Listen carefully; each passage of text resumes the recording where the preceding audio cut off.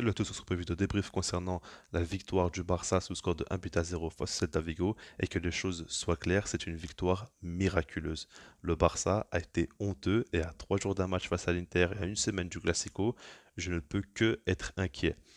Par rapport à la compo, on a vu pas mal quand même de changements. On a vu que le milieu de terrain est resté le même, sauf la position de Pedri et de Gavi. Mais mis à part ça, on a vu quand même Alonso en tant que défense centrale. On a vu Alba latéral gauche, Balde latéral droit, Rafinha ailier droit et Ferran Torres ailier gauche. Donc par rapport à la première période, déjà ce que j'aimerais dire c'est le positionnement de Pedri et de Gavi. Pedri a joué en tant que relayeur droit et Gavi en tant que relayeur gauche. Ils ont clairement inversé.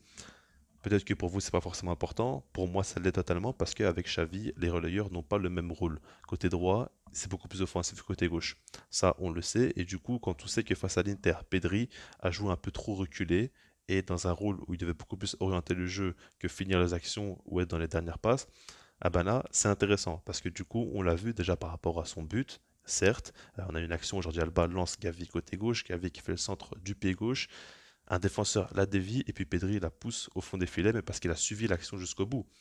Et surtout parce qu'il était dans la surface. Et c'est ça que j'ai envie de voir avec Pedri, parce que selon moi, il a une plutôt bonne finition, il peut marquer des buts, il a une très bonne qualité de passe, il peut faire clairement la dernière passe. Contrairement à Gavi qui, pour moi, est moins bon dans ce registre-là que Pedri, en termes de finition ou en termes de passe décisive par exemple. Et ça a été beaucoup plus cohérent. Faudra maintenant se poser la question, est-ce qu'ils doivent rester avec ces nouvelles positions-là ou non? Ça, je ne sais pas forcément vous le dire dès maintenant. En tout cas, pour ce match-là, ça a été beaucoup plus cohérent que face à l'Inter. En tout cas, face à l'Inter, c'était un échec total collectivement, je pense. Maintenant, par rapport à Pedri, il a fait un plutôt bon match. Il a été beaucoup plus intéressant dans ce rôle-là. Et pour moi, ça me paraît clair, en fait. Ok, il est très à l'aise pour orienter le jeu. Il n'y a pas de souci. Il subit très bien le pressing. Il arrive toujours à s'en sortir. Mais pour moi, c'est un joueur tellement fort techniquement, tellement intelligent, tellement bon à la passe, qu'il doit être plus haut sur le terrain. Après, j'ai l'impression que dans le temps, il joue pas assez vertical. Des fois, tu as l'impression qu'il ralentit un peu le jeu, qu'il fait un peu trop de touches de balle. Et c'est vrai que ça, je comprends pas trop parce que ça ne lui ressemble pas. Mais c'est quand même un bon match dans l'ensemble pour lui. Gavi, lui, fait un énorme match. Il court 13 kilomètres dans son match. Je sais pas si vous vous en rendez compte. C'est énorme. Et il y a une phrase d'Omar Da Fonseca qui a sorti et qui est pour moi totalement vraie.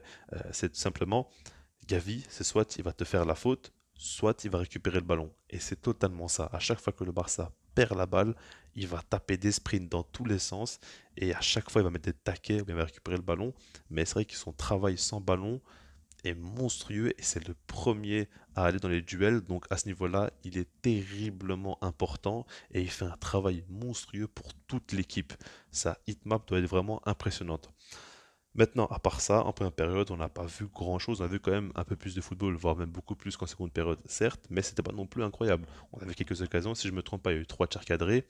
La seule chose que j'ai vraiment aimé, c'est le fait est que on a subi un seul tir et qu'on a vraiment su dominer le Celta Vigo. On les a fait reculer, on a gardé la possession, on n'a eu aucun danger. Ça, c'est une bonne chose. Maintenant, dans le jeu, je trouve que le Barça se génère quand même trop peu d'occasions et c'est problématique. En fait, il y a un truc que je me dis, c'est que le système me fait douter parce que l'une des idées principales, c'est de donner quand même beaucoup de liberté aux ailiers. Euh, Essayer surtout de les isoler et de faire en sorte qu'ils puissent jouer en un contre un vu qu'ils sont collés à la ligne. Mais là, quand tu regardes, il y a très peu de situations où ils ont de l'espace, où ils peuvent vraiment s'exprimer, et du coup, tu remets tout le système en cause parce que c'est vraiment l'un des fondamentaux de ce système. Et là, quand tu regardes, ils sont beaucoup trop écartés à chaque fois ils sont dans des 1 contre 2, 1 contre 3, donc ils peuvent pas vraiment faire la différence, et ça ne marche pas en fait. Et puis tu as Lewandowski qui est loin des ailiers, pas non plus très proche des milieux, enfin il y a une incohérence totale, et puis surtout pour moi c'est au niveau des latéraux qui n'arrivent pas à créer le lien avec qui que ce soit. T'as l'impression que les latéraux, c'est vraiment quelque chose que Xavi ne gère pas du tout, et du coup dans l'animation, dans le système de jeu, beaucoup de choses ne deviennent plus cohérentes.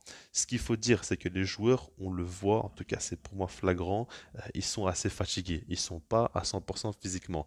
Maintenant, le problème, c'est que c'est pas une excuse parce que tout le monde joue tous les 3 jours, tout le monde a le même calendrier. Alors certes, le Barça a des blessés et Xavi ne pas forcément faire tourner comme il le souhaite pour faire reposer les joueurs, mais ça fait partie du jeu, ça on le savait. Et le problème, c'est que peut-être qu'ils sont pas assez bien entraînés, je ne sais pas. En tout cas, là, ils sont pas à 100% physiquement, on les voit.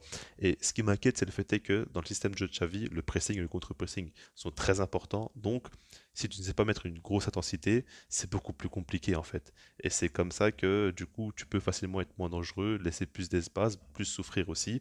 Et voilà, en seconde mi-temps, on a vu Celta Vigo jouer beaucoup plus haut sur le terrain, mettre un gros pressing en place, très très très haut. Et ils ont embêté le Barça à la relance notamment. On a vu que Ter Stegen plusieurs fois il s'est loupé au niveau des relances. Après Ter Stegen pour moi c'est l'homme du match hein, parce qu'il fait des arrêts quand même très importants. Et qu'on soit clair, sans un grand Ter Stegen, on perd le match. C'est même pas match nul, on perd le match. Et peut-être même 2-1, voire même 3-1. Clairement, qu'on soit clair, Ter Stegen a fait un très gros match, il a été décisif et cet Vigo nous a fait mal. Ils ont su se créer des occasions beaucoup trop facilement. Le Barça a été inexistant dans ce match-là, endormi. Et puis quand je regarde par exemple à l'heure de jeu, tu vois un triple changement. Sur papier, ça fait rêver. Ansu Fati, Dembélé, Frenkie de Jong qui rentre à la place de Ferran Torres, Rafinha et Pedri. D'ailleurs, Pedri, c'est bien qu'il sorte parce qu'on voyait vraiment qu'il était fatigué. Tu te dis, voilà, ils vont arriver, ils vont faire du bien à cette équipe-là. On va marquer un deuxième but, on va être bien, quoi. Mais au final, qu'est-ce qu'ils ont fait? Qu'est-ce qu'ils ont fait? Ils ont absolument rien fait. Surtout Dembélé, je l'ai trouvé catastrophique. Franchement, son entrée est honteuse. Il n'y a pas d'autre mot, elle est honteuse. Et je suis pas là pour tirer sur lui ou pour défendre qui que ce soit, mais qu'on soit vraiment clair entre nous, ça fait plusieurs fois que je le dis, mais il faut vraiment l'être. Dembélé, ce qu'il a proposé, c'est honteux. Parce que déjà, face à l'Inter, il fait un match qui n'est pas bon. Après, quand je regarde le système de Xavi, quand je regarde tout le reste, il n'y a rien qui a vraiment été bon pour moi.